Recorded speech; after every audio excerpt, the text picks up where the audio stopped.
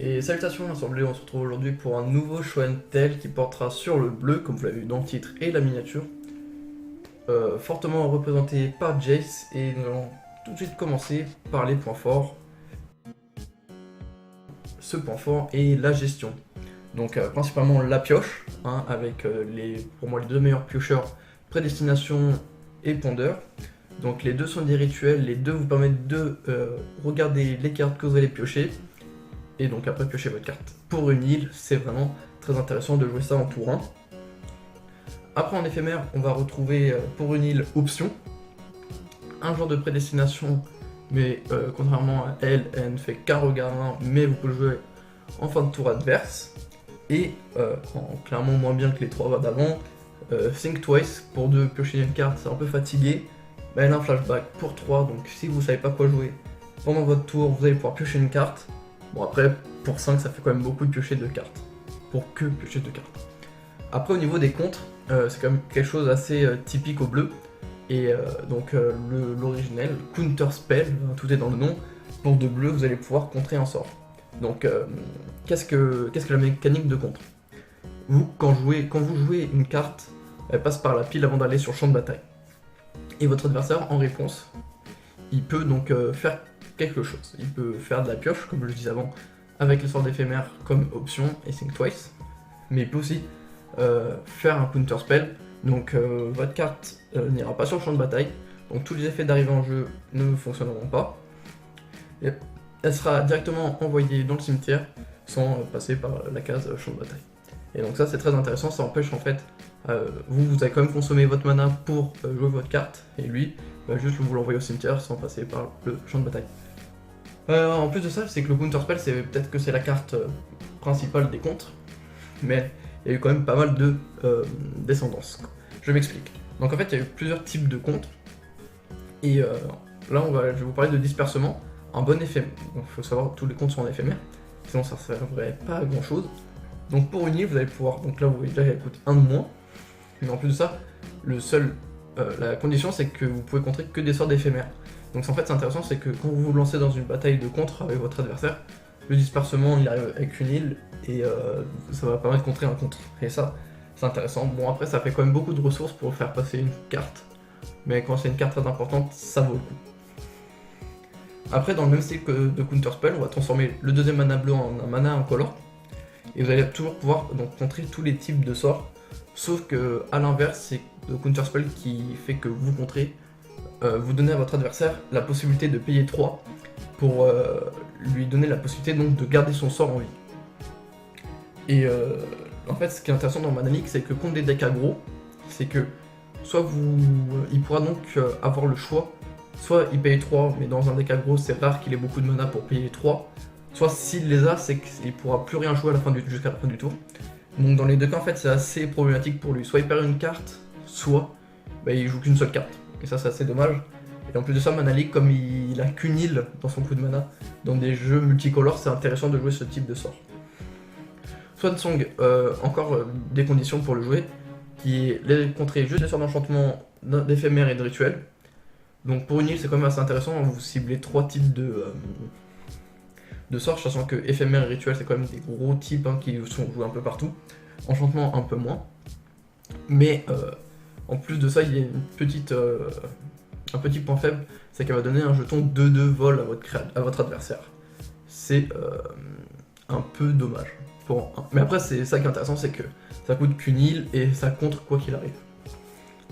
Dans le même style que Mana League, sauf que contrairement à Mana League, ça donne pas le choix à votre adversaire, c'est négation. Donc ça donne pas le choix à votre adversaire de pouvoir payer un coup pour empêcher le contre, mais ça va contrer quoi qu'il arrive, ça contrera, mais ça ne contre que les sorts non créatures. Donc là c'est un peu un Swan Song, en un peu mieux parce que ça contre un peu plus que Swan Song, mais ça coûte 1 de plus, mais ça donne pas de jetons, donc c'est intéressant. Et après ça c'est plus intéressant de jouer ça en side comme Swan Song, ou même dispersement, c'est rejet solennel. En fait, ça va contrer tout type de sort pour une île, mais juste pas tout type de sort, mais qu'un seul type de sort assez particulier, c'est les sorts incolores. Donc qu'est-ce que sont les sorts incolores? C'est tout ce qui est les sorts d'artefacts donc avec des coups de mana incolore, ou les Eldrazi. D'autant plus qu'il faut savoir que certains Eldrazi de la deuxième Eldrazi ont du mana coloré, mais sont stipulés comme quoi ils sont incolores. Donc, rejet solennel pour une île vous permet quand même de contrer certaines grosses créatures ou artefacts qui coûtent bien cher, mais qui font des effets très puissants, et vous, pour une île, hop, vous le contrez. Bien sûr, votre adversaire lui aussi pourra contrer peut-être votre rejet solennel avec un dispersement. Après, il y a aussi une mécanique de tempo qui est assez intéressant, c'est le fait de pouvoir renvoyer des cartes dans la main de son adversaire. Et donc là, il y a des invocations pour tout ce qui est toute créature. Et ça devient intéressant parce que du coup, si vous n'avez pas de contre en main pendant un moment, et que là vous en avez pas mal, vous en piochez, c'est que vous allez pouvoir remonter une carte de créature ou avec vérité résonante, un permanent non terrain, donc vous renvoyez des cartes en main, et après vous allez pouvoir les contre avec les cartes que je citais plus tôt. Donc ça c'est deux cartes intéressantes, surtout que vérité résonante contre des decks aggro qui jouent généralement 4 fois les mêmes créatures, bah vous allez renvoyer 4 donc vous arrivez à lui renvoyer 4 créatures en main. Un deck aggro ne jouera rarement beaucoup de sorts en un tour, même si c'est souvent leur but, c'est que vous allez remonter 4 cartes de créatures, en plus en éphémère, donc phase d'attaque, il attaque, hop, vous remontez 4 cartes de créatures, c'est très puissant. Et si vous jouez ça un peu en début de partie où il a encore pas mal de cartes en main, il va se retrouver avec une main de plus de 7 cartes. Et à la fin de son tour, il devra pas souvent, mais il pourra se défausser de certaines cartes, et donc perdre des cartes intéressantes. Et en troisième carte tempo intéressante, il y a le Cyclonic Rift. Donc là c'est un peu comme le Vérité Résonante, sauf qu'au lieu de renvoyer tous ceux qui ont le même nombre, vous pouvez en renvoyer qu'un. Mais c'est la deuxième capacité qui est intéressante, c'est Overload. Alors qu'est-ce que ceci que cela? L'Overload, c'est un coup alternatif qui coûte excessivement cher, mais qui va faire en sorte que au lieu de faire un target, ça va faire each. Donc pour chaque carte que vous ne contrôlez pas, elles vont être envoyées dans la main de son contrôleur. Et du coup, pour 7, bon, ça fait quand même quelque chose comme d'assez vu si vous jouez en tour adverse. Hein, pour 7, ça se voit que vous avez cette mana désengagée, vous faites rien avec. Bon, en général, c'est le cas d'un deck contrôle, hein, il joue toujours pendant le tour adverse. Mais bon, le Cyclonic Rift va faire que vous allez renvoyer toutes les cartes, donc toutes les créatures, tous les enchantements, tous les permanents, hop, ils vont être remontés, sauf les terrains, vont être remontés dans la main de votre adversaire, et ça, franchement, ça va le ralentir énormément. J'ai fait, quand je cherchais un peu les points forts, je suis tombé sur une capacité, plutôt un type de jeu, qui est propre au bleu, et qu'on appelle la meule. Alors qu'est-ce que la meule? C'est le fait de forcer votre adversaire à jeter les cartes du dessus de sa bibliothèque dans le cimetière. Et donc ça c'est intéressant, c'est que en fait, vous allez détruire un peu sa pioche. Et il y a un très bon éphémère pour une île qui s'appelle Éclairage de pensée, qui va faire jeter 2 cartes. Puis vous allez piocher une carte, donc ça c'est intéressant. Pour une île, vous piochez une carte et vous pouvez détruire la pioche de votre adversaire. Et pourquoi c'est intéressant, c'est que si votre adversaire, à un moment il fait un scry, il peut juste faire un regard sur le dessus de sa bibliothèque, vous faites Éclairage de pensée, vous lui envoyez les cartes qu'il a regardées dans le cimetière, et vous allez piocher votre carte, donc votre Éclairage de pensée sera comme recyclé. Ce mécanisme de meule se retrouve aussi dans des enchantements comme Ruine du Navigateur ou même dans des créatures telles que Enjôleur Veldaken. Donc c'est pas les meilleurs mais ils sont sympathiques. Et une carte très puissante que je me suis pris. En fait dans certains formats, on a tendance à aller chercher dans nos bibliothèques avec des fetch lands. Un fetch land c'est que vous allez perdre un point de vie en général et vous allez pouvoir chercher une carte de terrain dans votre bibliothèque et la mettre en jeu. Et là arrive la carte dont je vais vous parler, c'est Archive Trap. Donc, qu'est-ce que en fait, les pièges, qu'est-ce que c'est? C'est souvent des cartes d'éphémère qui ont un coût alternatif qui est jouable que par une condition déclenchée. Et donc là, la condition déclenchée, c'est le fait d'aller chercher dans sa bibliothèque. Et là, en fait, ce qui est intéressant avec l'Archive Trap, c'est que c'est une carte qui coûte 5, mais là, elle va coûter 0. Et vous allez mettre les 13 cartes du dessus de la bibliothèque dans le cimetière de votre adversaire. Et ça, si vous avez 4 cartes comme ça en main, sur un T1, admettons, tour 1, votre adversaire, il met un fetch, il le craque, et là, boum, 4 Archive Trap, il pose son terrain, voilà, hop, 4 Archive Trap, il y a quand même plus de 40 cartes qui partent Sur les formats où généralement vous jouez 4 fois un même type de carte, vous avez un deck qui est composé de 60 cartes, mais il vous reste 20 cartes. Tour 1, il vous reste 20 cartes, c'est la tristesse. Vous avez plus rien, vous avez quasiment tout votre jeu qui est parti, et là pour gagner ça devient compliqué. D'autant plus par contre, là je vous parle que de bonnes cartes, de bons trucs et tout, oh là là, mais c'est quoi les points faibles? Les points faibles, c'est que si votre adversaire a réussi à poser des créatures, un enchantement, un artefact, à moins de le renvoyer en main ou de le contrer avant, une fois qu'ils sont en jeu, vous avez pas de... En fait, vous avez très peu de cartes où dans la text box, il y a le mot détruire. Vous détruisez bien sûr en général. Et du coup, en fait, on se retrouve qu'avec que 2 anti-bêtes, donc avec que 2 cartes où il y a le mot détruisez dedans dans la text box, qui sont hybridation rapide et pongification. Ça reste quand même de très bonnes cartes, hein. C'est des éphémères pour une île. Votre destruction d'une créature, elle va pas être régénérée. Sauf que le contrôleur de la créature va mettre un jeton 3-3 sur le bord. Bon, c'est quand même pas mauvais hein, contre des grosses créatures comme le titan rouge ou le titan vert, bah, les transformer des 6-6 avec des bons effets, bah, les transformer en des simples 3-3 sans aucun effet.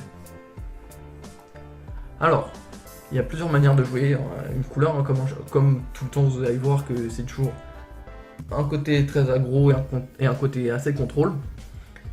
Et donc là, l'aggro souvent ça sera du tribal, et donc le tribal bleu c'est le Honda. Hein. Si vous avez quelques questions, vous demandez à Gigi, hein. Gigi c'est bien. Bref, après cette petite parenthèse, alors comment se joue Honda?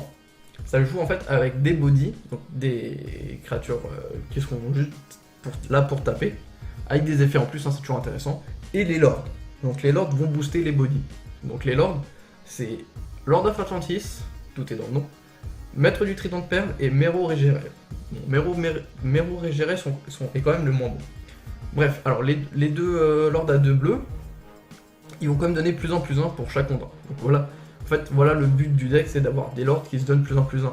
Entre eux, à vos bodies, voilà, vous avez une board très puissante. Mais pourquoi Maître du Trident de Perle et Lord of Atlantis sont intéressants? Bah déjà, écoute 2, c'est des 2-2. Voilà, je donne 2 terrains, c'est une 2-2, voilà. Ça, c'est intéressant, mais en plus de ça, il donne l'action de walk. Alors, traverser des îles, qu'est-ce que c'est? En fait, si votre adversaire contrôle une île, et vous allez voir après que c'est pas si compliqué que ça, vous allez pouvoir attaquer directement ses points de vie sans pouvoir vous faire bloquer. Et ça, c'est une capacité très intéressante. Sachant qu'en plus de ça, hein, si un adversaire joue bleu, parce que bleu, c'est quand même une très bonne couleur de contrôle, et le contrôle, c'est quand même très intéressant comme type de deck, vous allez pouvoir même pas avoir besoin donc de faire en sorte que votre adversaire ait une île. Allez, je vous spoil un peu la suite. Et Mero Régéré, pourquoi c'est intéressant? C'est en fait, à chaque fois que vous allez caster un sort, à chaque fois que vous allez jouer un sort d'Odin, vous pouvez taper, donc engager ou désengager un permanent, tout type de permanent, et ça c'est intéressant. Parce que en body, vous avez un body qui coûte une île, qui est le Curse Catcher. Et en plus de ça, on retrouve la capacité de contre. Bon, c'est que les sorts d'éphémères rituels et que votre adversaire ne peut payer un incolore pour l'empêcher, mais sur des sorts qui sont joués comme ça, mana full tapé, bah ça fait le travail. Mais pourquoi c'est intéressant? Parce que Mero Régéré, bah, à chaque fois que vous allez caster un sort d'Ondin, vous allez pouvoir désengager ou engager un permanent. Donc là, c'est un peu téléphoné. Votre Curse Catcher, il coûte une île, hop, vous le jouez. S'il passe, bah voilà, vous avez engagé votre île. Mero Régéré va pouvoir le désengager votre île.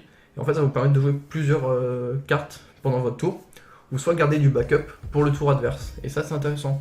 Parce que je vous rappelle, juste avant, quand on parlait de cartes, quand même, il y avait pas mal de cartes avec une île. Comme les anti-bêtes, les contres ou les piocheurs. Ou même les tempos. Après, on retrouve quand même encore de la pioche. Et comme je disais, donc ça va pas être très compliqué d'avoir la traversée des îles. Et donc, la carte qui va vous permettre de faire ça, c'est la Spreading Seas. Donc déjà, vous allez transformer n'importe quel type de terrain en île. Donc si votre adversaire ne joue aucun sort bleu, bah, avoir une île au lieu d'un de ses bilans, bah, c'est assez dommage. Hein, il va se retrouver avec une île comme ça, bah, ok, c'est cool. Il permettra de payer les coûts incolores, comme payer le coût d'anti-contre du Curse Catcher. Et en plus de ça, ça va vous faire piocher. Et pour un deck aggro, en fait, c'est intéressant d'avoir du backup niveau pioche, parce que le but d'un deck aggro, souvent, c'est de poser sa main. Et après, bah, il se retrouve sur la pioche du début de tour, et ça, c'est assez dommage. Et c'est là que le deck Ondin est vraiment intéressant. Et cette pioche, on la retrouve aussi dans les créatures avec Expert Douille d'Argent, l'un des meilleurs body. C'est pas moi qui le dis, c'est Gigi, c'est vérifiable. Et c'est en fait pourquoi c'est intéressant, parce que c'est une carte, pour 2 c'est une 2-1, elle vous fait piocher quand on arrive en jeu, et bon après elle a un coût supplémentaire. Mais en soi c'est pas si dérangeant que ça le coût supplémentaire, parce que comme vous êtes un deck avec majoritairement des créatures, vous aurez toujours un dain à révéler, et bien sûr, jamais vous ne payerez 5 pour une créature qui est une 2-1 et qui vous fait piocher une carte. À moins que ce soit vraiment la tristesse. Pour revenir donc au contre et aux gestions du deck, parce qu'ils en ont, on retrouve donc le Curse Catcher que je parlais plus tôt, mais aussi le Harbinger of the Tide. Donc une très puissante carte qui en plus qui trouve des liaisons dans d'autres cartes. Donc qu'est-ce que le Harbinger of the Tide? Pour 2 îles, quand elle arrive en jeu, vous pouvez remonter une carte de créature dans la main de son propriétaire. Et pour 2 de plus, vous pouvez la jouer avec le flashback. Avec le flash, autant pour moi. Et donc vraiment vous allez jouer pour le flash, hein, parce que voilà, je vous révèle pas tout, mais il y a des mécaniques sympas. Voilà, Etervial. Alors, Harbinger of the Tide, pourquoi c'est intéressant? Parce que vous allez jouer, et donc avec le Mirror Régéré, vous allez pouvoir engager une créature adverse, il arrive en jeu, et vous remontez la créature adverse en main. Pour 2 îles, voilà. Pour 2 îles, vous faites, allez, la créature elle part. Et en plus, ce qui est intéressant, c'était que Swansong crée un jeton adverse pour l'adverse, ou même pour hybridation rapide et pongification. Hop, tout ce qui est les jetons, vous allez les remonter en main, et un jeton, quand il quitte le champ de bataille, il est exilé. Donc voilà, franchement, ça vaut le coup. Et en plus de ça, c'est que le Harbinger of the Tide va trouver une synergie avec une carte Ondin, bien évidemment, qui est sortie à Ixalan, qu'on appelle communément tisseuse de pièges aquatiques. Donc la tisseuse de pièges aquatiques, ce qui est bien, c'est que même si votre Harbinger of the Tide, si vous jouez des cartes avec le Scry et la pioche, et vous voyez qu'il arrivera au tour d'après, bah vous pouvez jouer donc votre tisseuse de pièges aquatiques, engager sa créature pendant plus d'un tour, donc jusqu'à votre prochain tour. Elle restera engagée, prochain tour à vous, hop, vous piochez le Harbinger, vous le jouez, et vous remontez la créature engagée par la tisseuse de pièges aquatiques. Et ça c'est sympathique, ça on aime, ça on apprécie. Et donc la deuxième façon c'est de jouer contrôle, franchement on va original. Donc avec tous les piocheurs, tous les comptes, tous les tempos que j'ai cités plus tôt dans la vidéo, on va retrouver des sympas comme Vapor Snag, encore du tempo. En plus de ça, c'est intéressant, il y a un petit côté un peu moins bien, c'est que ça remonte que les créatures, mais votre adversaire va perdre un point de vie. Et dans ce type de sort qui fait perdre des points de vie comme ça à votre adversaire, il y a Psychic Barrière, elle aussi, par contre elle contre que les sorts de créatures, mais fait perdre un point de vie.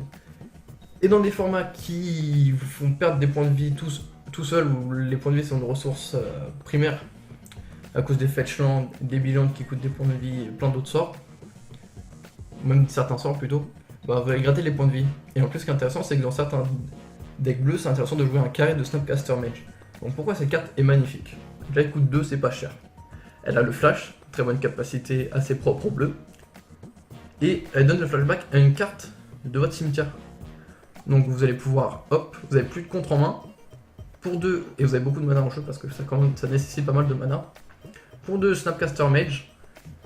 Et là vous donnez le flashback, admettons un Vapor Snag.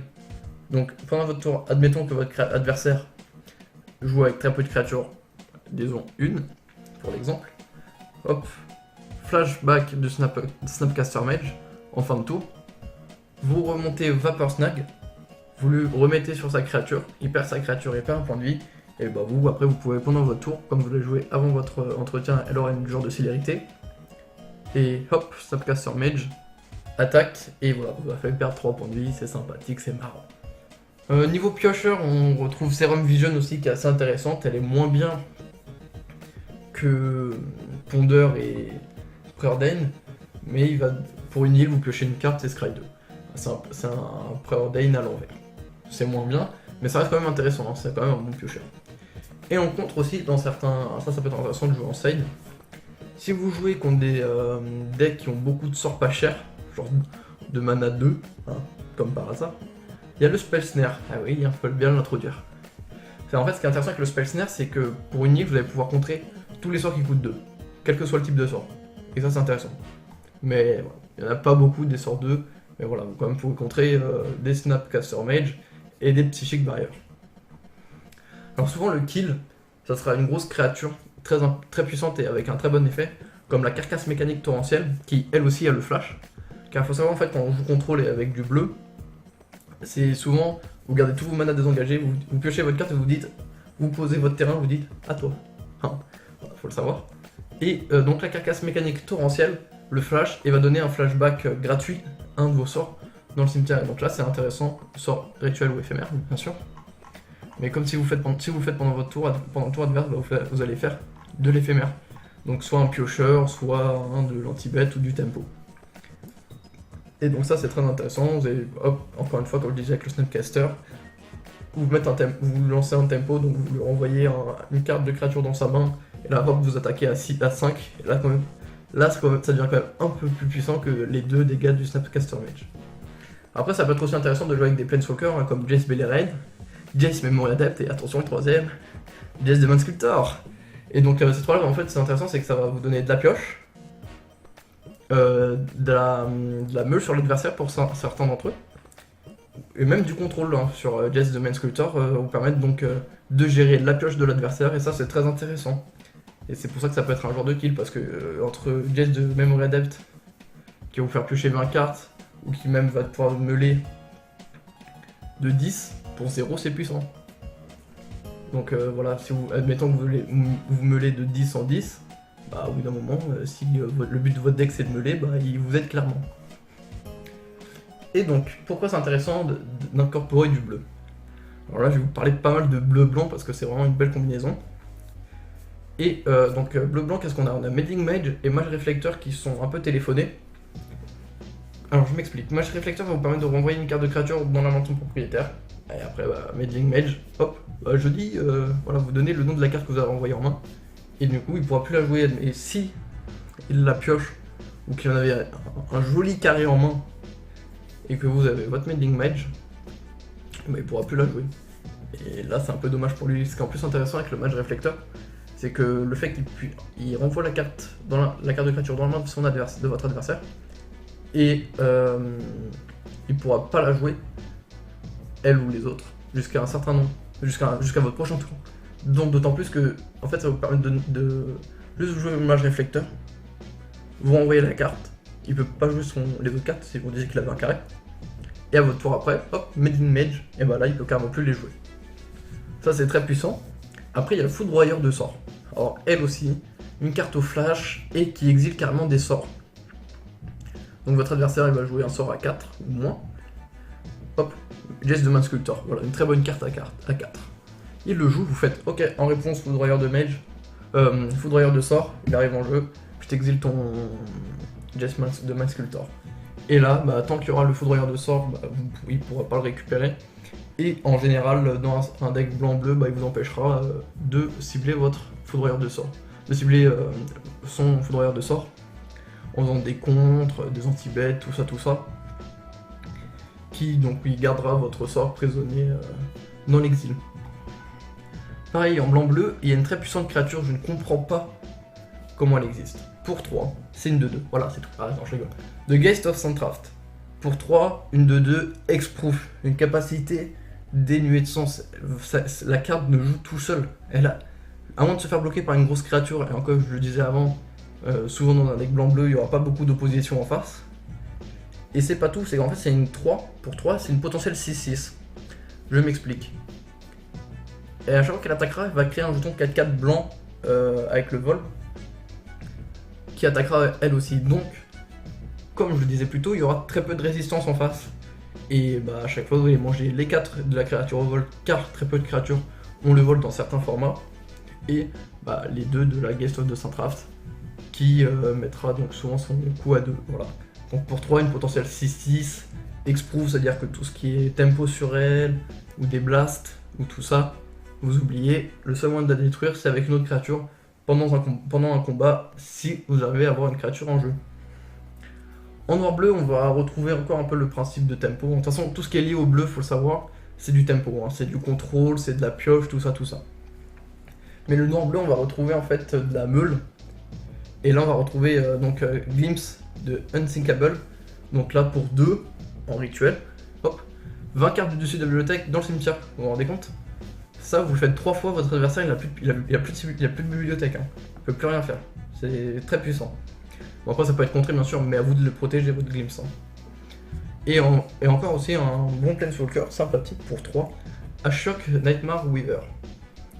Donc sorti à Theros, ce petit Planeswalker sympathique va carrément exiler les 3 cartes du dessus de votre bibliothèque. Donc là, l'exil, il n'y a plus aucun moyen de les récupérer. Hein. Ça, faut le savoir.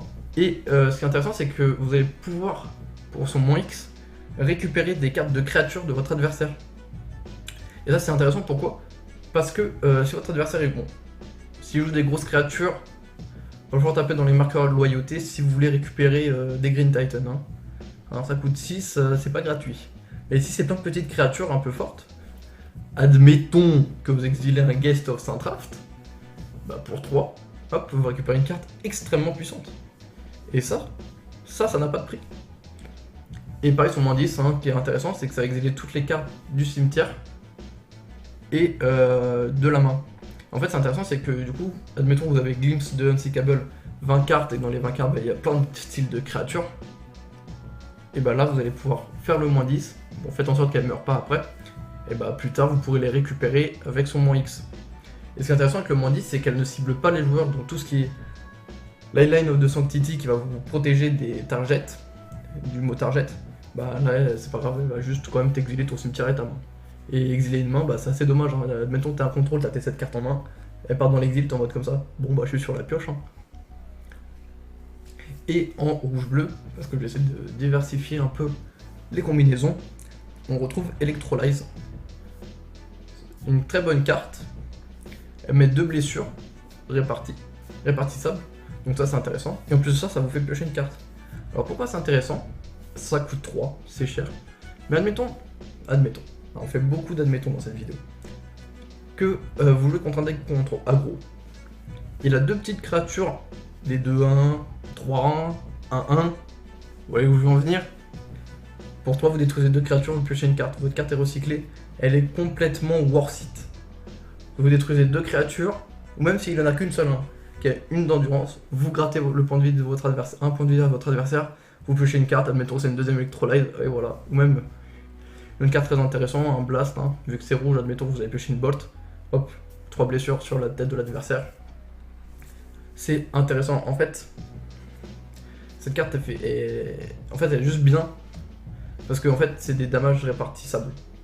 Je pense les dommages seraient pas répartissables, elles seraient moins intéressantes. Et donc c'est comme ça que se termine ce nouveau show and tell sur le bleu. J'espère que la vidéo vous aura plu. Si vous avez quoi que ce soit à ajouter par rapport à ce que j'ai dit ou des remarques, les commentaires sont faits pour ça. Je vous invite à lâcher un pouce bleu, à vous abonner à la chaîne YouTube et à la page Facebook, à partager à tout fan de MTG.